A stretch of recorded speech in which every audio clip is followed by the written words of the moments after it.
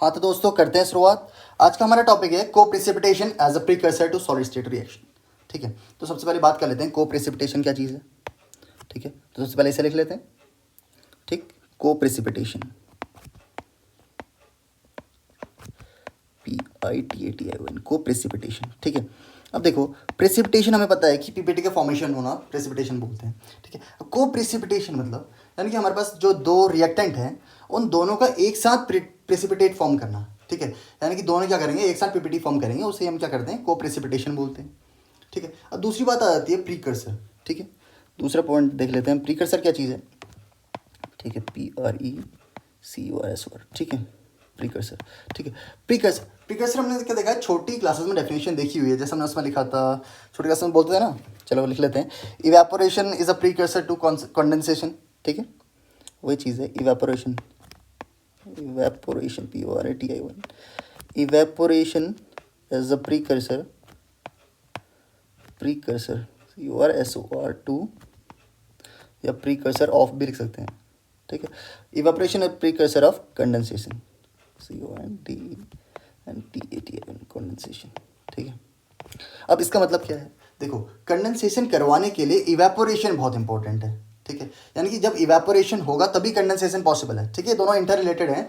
ठीक है, अगर इवेपोरेशन ही नहीं हुआ तो कंडेंसेशन पॉसिबल ही नहीं। ठीक है, अब इवेपोरेशन क्या चीज़ है, जो वाटर का वाटर वेपर में कन्वर्ट होना।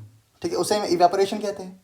और जब ये वाटर वेपर किसी कोल्ड सरफेस से या किसी कूल सरफेस पे स्ट्राइक करती हैं और वाटर ड्रॉपलेट्स का फॉर्मेशन करती हैं, ठीक है, उस प्रोसेस को हम बोलते हैं कंडेंसेशन। तो देखो क्या है, इवेपोरेशन का फॉर्म होना। ठीक है, सबसे पहली बात क्या होगा, जो इवेपोरेट होगा, जो हमारा वाटर है वाटर वेपर में कन्वर्ट होगा। ठीक है, उसे प्रोसेस को हम बोलते हैं इवेपोरेशन, और यही कंडेंसेशन का प्रीकर्सर है। ठीक है, इसके बिना कंडेंसेशन पॉसिबल नहीं है। अगर वाटर वेपर ही नहीं होंगे तो कंडेंसेशन किसका होगा। ठीक है, तो यानी कि वाटर ड्रॉपलेट्स तभी फॉर्म होंगे जब क्या होगा, हमारे पास वाटर वेपर प्रेजेंट होंगी, और वाटर वेपर क्या होंगे, कोल्ड सरफेस पे स्ट्राइक होने के बाद वाटर ड्रॉपलेट्स में ट्रांसफॉर्म होंगी। ठीक है, इस प्रोसेस को हम बोलते हैं कंडेंसेशन। ठीक है, तो यहाँ से हम इतनी बात तो क्लियर होगी कि हमारे पास क्या है, evaporation is a precursor to condensation. और इस सेंटेंस से हम ये चीज़ समझ गए कि प्रीकर्सर का मतलब क्या है। ठीक है, और को प्रेसिपिटेशन भी हम समझ चुके हैं कि को प्रेसिपिटेशन क्या है, एक साथ किसी भी दो रिएजेंट या दो रिएक्टेंट का प्रेसिपिटेट होना। ठीक है, चलिए अब देखते हैं। सबसे पहला पॉइंट इसमें क्या है, the normal in normal solid state reaction. ठीक है, सॉलिड स्टेट रिएक्शन नॉर्मली क्या होता है, जो रिएक्टेंट है हमारे पास हम उससे क्या करते हैं, मिक्स करते हैं। ठीक है, वो चीज़ लिखी हुई है, in normal solid state reaction the reactants are mix together manually और मैकेनिकली। अब देखो मैनुअली का मतलब क्या है। ठीक है, यहाँ पर देखो मैनुअली हमने क्या किया था, हमने प्रीवियस लेक्चर्स में देखा हुआ है कि मैनुअली मतलब क्या हो गया, मोटार और पैसल के थ्रू। ठीक है, ठीक है, मोटार और पैसल के थ्रू करते हैं ना। ठीक, इसके थ्रू हम मिक्सिंग करा रहे थे। और दूसरा मैकेनिकली, जब हमारे पास कंटेंट बहुत ज़्यादा हो गया था, ठीक है, तो हम क्या करते हैं, मैकेनिकली कर रहे थे, बॉल मिलिंग के थ्रू। ठीक है, बॉल मिलिंग के थ्रू कर रहे थे। ठीक, इससे क्या हुआ था, जो हमारे पास जो रिएजेंट था उसे हम क्रश कर रहे थे, जिससे क्रश करने की वजह से क्या होगा, ज़्यादा सरफेस एरिया मिलेगा तो रिएक्शन जल्दी पॉसिबल। ठीक, दूसरा पॉइंट है हमारे पास, जो reaction depends on the large reaction depends to a large degree on the particle size of reactant. ठीक है, इसमें लार्ज डिग्री का मतलब क्या है, जो मैक्सिमम पोर्शन है किसका, रिएक्शन डिपेंड करेगी मैक्सिमम पोर्शन जो उसका किसका है, पार्टिकल साइज पे। ठीक है, जो हमारे पास क्या है, रिएक्टेंट का पार्टिकल साइज है, मोस्टली जो रिएक्शन है उसी चीज़ पे डिपेंड करती है। तो जितना छोटा पार्टिकल साइज होगा, इसीलिए हम उसे क्रश करते थे। ठीक है, पार्टिकल साइज अगर छोटा होगा तो अच्छे से मिक्स हो पाएगा। ठीक है, होमोजेनाइजेशन अचीव्ड ऑन मिक्सिंग। ठीक है, होमोजेनाइजेशन मतलब क्या होगा कि अच्छे से मिक्स हो पाएगा। एक होमोजेनाइजेशन यहाँ पर टर्म है, वो है मॉलिक्यूलर के लिए। ठीक है, मॉलिक्यूलर लेवल। ठीक है, जो हमारे पास मिक्सिंग होती थी किस लेवल पे होती थी, मॉलिक्यूलर लेवल पे होती थी।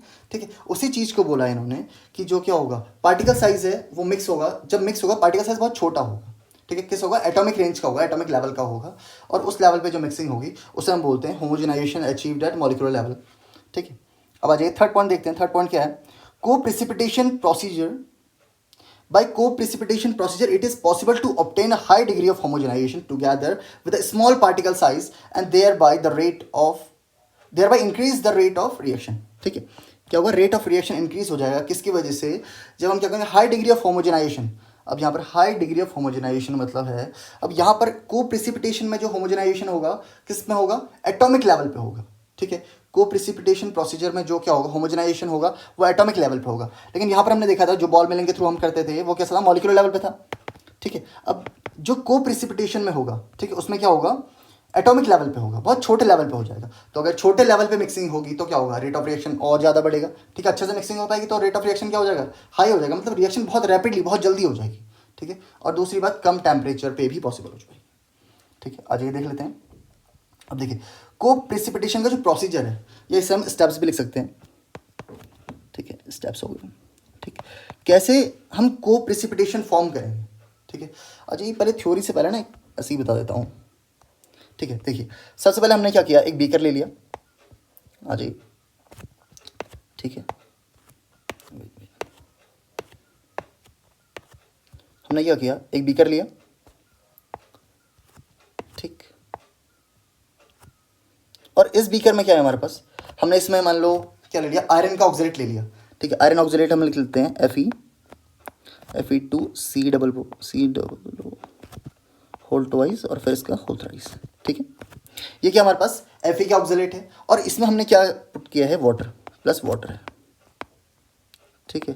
और वो भी किस रेशियो में, 1:1 रेशियो में, ठीक है। ये हमारे पास क्या एक सॉल्यूशन बना हुआ है हमने, और एक हमने दूसरा सॉल्यूशन बनाया हुआ, ठीक है। एक दूसरे बीकर में हमने क्या किया, एक दूसरा सॉल्यूशन लिया हुआ है।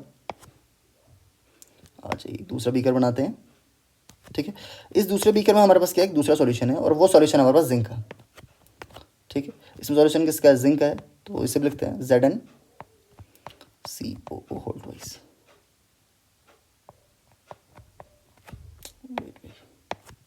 ठीक है। ये हमारे पास क्या Zn का ऑक्सीलेट है, ठीक है। और इसमें हमने क्या किया है, इसमें भी हमारे पास वाटर है, वो भी किस रेशियो में, 1:1, ठीक है। इन्हें हमने सेपरेटली प्रिपेयर किया हुआ है, ठीक। अब दूसरे स्टेप में हम क्या करते हैं, जब ये अच्छे से फॉर्म हो चुका है, जब क्या मिल गया हमें, जो आयरन का ऑक्सलेट है और वाटर 1:1 में एक सॉल्यूशन बना लिया, और दूसरे बीकर में हमने सॉल्यूशन बना लिया जिंक का, जिसमें हमें क्या वाटर है, वो भी किस रेंज में, जिंक, और Zn का ऑक्सलेट है वो भी किस फॉर्म में, रेशियो में है, 1:1, ठीक। इसके बाद हम क्या करते हैं, एक थर्ड बीकर लेते हैं, चलिए एक थर्ड बीकर ले लिया हमने, ठीक। अब देखो इस थर्ड बीकर में हम क्या करते हैं, इन दोनों को हमने क्या करना है, दोनों को मिक्स करना है, ठीक है। ये वाला मिक्सचर भी और ये वाला भी, ठीक है। एक मिनट, ठीक है। हमने क्या किया, दोनों को पोर कर दिया इसमें, ठीक। अब इसमें क्या क्या चीज़ प्रेजेंट होगी, सबसे पहली बात होगा इसमें क्या होगा, जो आयरन का ऑक्सलेट प्रेजेंट होगा और जिंक का ऑक्सलेट प्रेजेंट होगा और वाटर होगा, ठीक है। तो देखो इसमें जिंक के आयन्स होंगे, ठीक है, और आयरन के आयन्स होंगे, वो भी गैस कैटायंस होंगे, ठीक है, जनरली पता है, ठीक है। और इसमें वाटर भी होगा, ठीक है। अब हमें इस वाटर को रिमूव करना है, ठीक है। जिंक और आयरन से तो हमारा क्या होगा, स्पाइनल फॉर्म हो जाएगा, स्पाइनल, ठीक है। स्पाइनल फॉर्मेशन होगा, स्पाइनल बताया था ना, स्पाइनल क्या होगा, जैसे कोई भी ऑक्साइड्स हैं, अगर मेटल ऑक्साइड्स हमारे पास किस फॉर्म में, AB2O4 में, ठीक है। इसमें अगर हम इस फॉर्मेशन में, यानी कि इस फॉर्मूले को, अगर फॉर्मूला या जो भी हम बोल सकते हैं, ठीक है, अगर क्या होगा, जैसे मैंने एग्जांपल ले लिया, यहाँ पर क्या फॉर्म होगा, FeZn Fe2O4, ठीक है। ये कैसी ऑक्साइड है, ये अगर इस फॉर्म में हमें ऑक्साइड मिलती हैं तो हम बोलते हैं उन्हें स्पाइनल, ठीक है। जहाँ पर Zn क्या होगा, +2 ऑक्सीडेशन स्टेट में होगा और Fe हमारा +3 ऑक्सीडेशन स्टेट में होगा, और जो ऑक्सीजन है वो हमारे पास -2 ऑक्सीडेशन स्टेट में होगा, ठीक है। तो क्या होगा, स्पाइनल का फॉर्मेशन होगा, यहाँ पर स्पाइनल मिलेगी हमें। लेकिन यहाँ पर यही वाटर एक्स्ट्रा चीज़ हमें मिल रही है जिसकी हमारे पास कोई नीड नहीं है, ठीक है।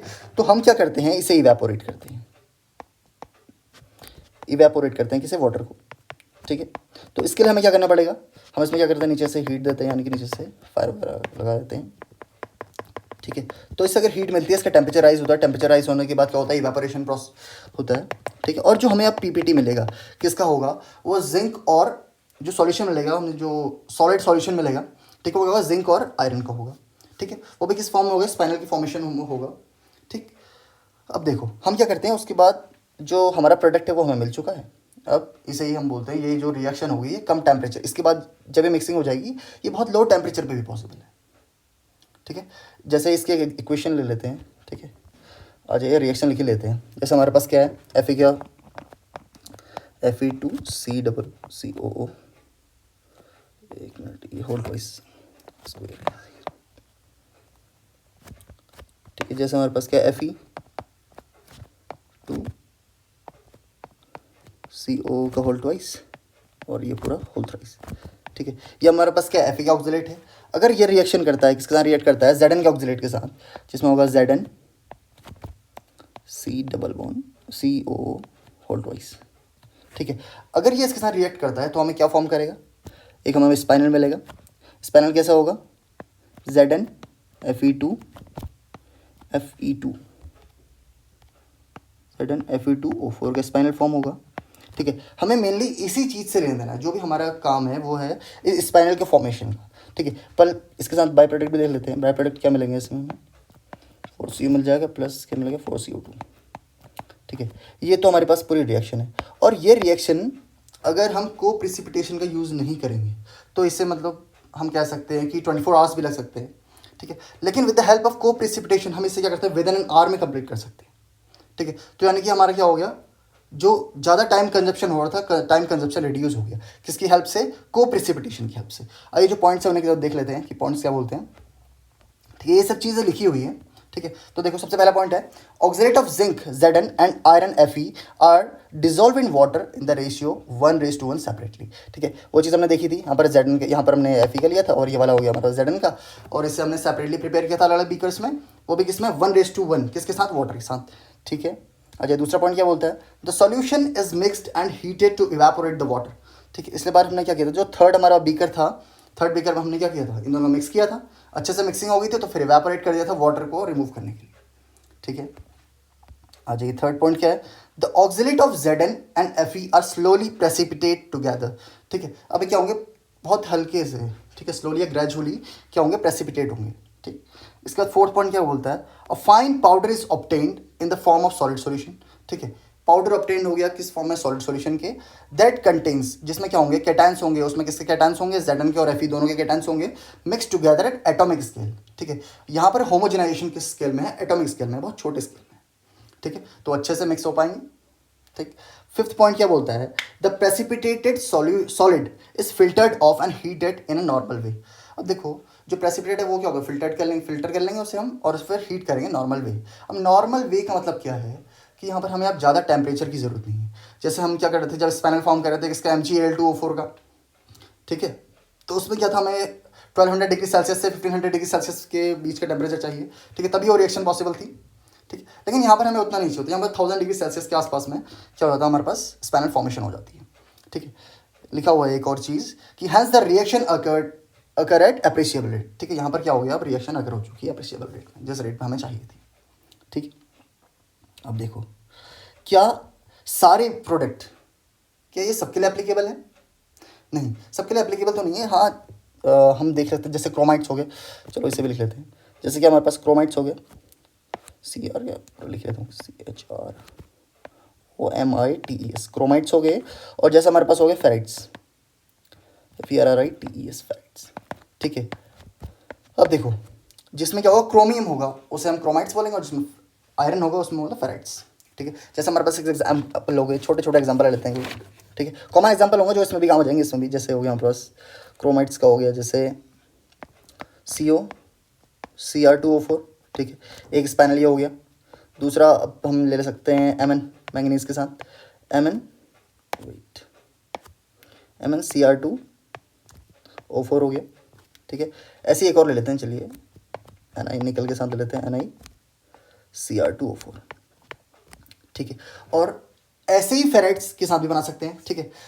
याद करने के लिए आसानी होगी तो लिख लेते हैं, जैसे CO हो गया, इसके नाम लिख सकते हैं CO, एक मिनट थोड़ा कलर चेंज कर लेते हैं, ठीक है। देखो इसके लिए हो गया हमारे पास COFe2O4, ठीक। कोबाल्ट के साथ मैंगनीज के साथ हो गया MnFe2O4, ठीक है। और थर्ड निकल का लिया तो यहाँ पे निकल का ले लेते हैं NiFe2O4, ठीक है।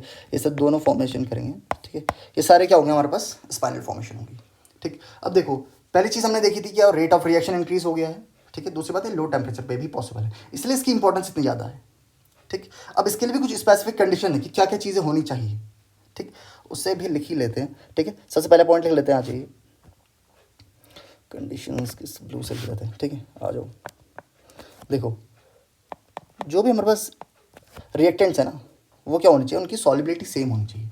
चलो पहले लिख लेते हैं, to reactants ReCTA and TS reactants should have same solubility, VILITY, same solubility in water, ठीक है। वाटर में उसकी क्या होनी चाहिए, सेम सॉलिबिलिटी होनी चाहिए, ठीक है। इसकी मतलब इससे हम क्या इंपॉर्टेंस है इसकी, देखो अगर हम सॉलिबिलिटी चाहते हैं, ठीक है, अगर हम चाहते हैं कि जल्दी से रिएक्शन हो जाए, तो हम क्या चाहते हैं, दोनों का रेट सेम होना चाहिए सॉलिबल बनने का, ठीक है। यानी कि देखो हमारे पास मान लो कि एक जल्दी सॉल्युबल हो गया, एक जल्दी सॉल्युबल हो गया और दूसरा उसका रेट ऑफ सॉल्यूशन बनने का बहुत स्लो है, ठीक है। तो क्या होगा, इसमें बहुत प्रॉब्लम हो जाएगी कि एक के लिए हमें फिर वेट करना पड़ेगा, ठीक है। पर हम चाहते हैं कि रिएक्शन जल्दी हो जाए, तो इसलिए क्या होनी चाहिए, दोनों की सॉलिबिलिटी वाटर में सेम होनी चाहिए, ठीक है। वैसे हम प्रिपेयर तो उन्हें क्या करते हैं, अलग अलग बीकर में कर रहे हैं, ठीक है। लेकिन क्या होना चाहिए, डिफरेंस, जो टाइम का डिफरेंस है उसको नेगलेक्ट करने के लिए हम क्या करना चाहिए, सेम सॉलिबिलिटी, जिनकी सॉलिबिलिटी सेम हो ऐसे ही मेटल्स को लेंगे, ठीक है। ऐसे ही जो हमारे सॉल्ट्स है, ऐसे ही जो हमारे पास रिएजेंट्स है, उन्हें हम लेंगे किसमें, वाटर के साथ सॉल्युबल बनाने के लिए, ठीक। पहला पॉइंट। और दूसरा पॉइंट क्या हो गया, द रिएजेंट्स, ठीक है, द रिएजेंट्स या reactants ReCTA and TS reactants लेते हैं, ठीक है। The reactants should precipitate at the same time, should precipitate, PRECIPITATE, precipitate at same rate, ठीक है।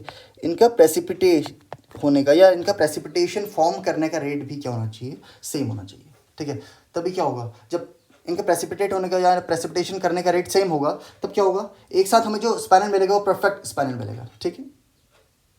आ जाइए, अब देखो इसकी इंपॉर्टेंस इतनी ज़्यादा क्यों है, क्यों हम कहते हैं कि ये इतना इंपॉर्टेंट है, इसको इतना इंपॉर्टेंट है इसको पढ़ना, कि जो हमारे पास क्या है, जो को precipitation is the precursor to solid state reaction, क्यों इतनी इंपॉर्टेंस रखता है, ठीक है। अगर ये चीज़ नहीं होगी, ठीक है, तो हमें क्या करना पड़ेगा, रिएक्शन बहुत ही स्लो हो जाएंगी, ठीक है। तो रेट ऑफ रिएक्शन इंक्रीज होता है इससे, ठीक है। दूसरी बात, जो हमें हाई टेम्परेचर की ज़रूरत थी, तो वो ज़रूरत हमारी क्या हो गई, खत्म हो चुकी है। अब उससे हम क्या करते हैं, लो टेम्परेचर पे भी ये पॉसिबल है, ठीक है। तो बस आज के लिए इतना ही, उम्मीद करता हूँ समझ में आया होगा।